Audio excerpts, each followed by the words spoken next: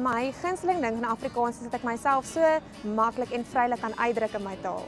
Afrikaans, ek sal sê dit is 'n taal wat jy met soveel gemak kan praat en daar's soveel kultuur in daai taal. Gunsteling ding van Afrikaans is dat dit uniek in sy eie is. Daar is nie iets anders wat so mooi is soos Afrikaans. Dit praat so lekker.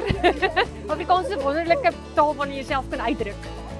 Man, is die taal wat vir my die belangrikste is, laat ons dit kan voortsit in die toekoms. Ek's mal oor al die verskillende boeke, die verskriklike pragtige skrywers wat ons het in ons taal is net ongelooflik.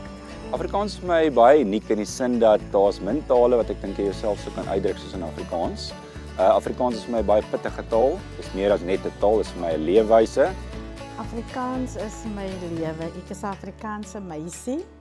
Kliphard sal ek sê, kliphard Afrikaans. So ek leef, slaap, eet Afrikaans.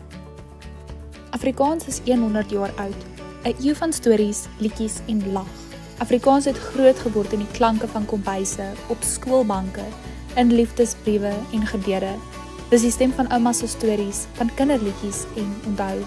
'n Taal wat leef in elke woord wat ons vandag nog met hart sê. Baie geluk op jou verjaarsdag, Afrikaans.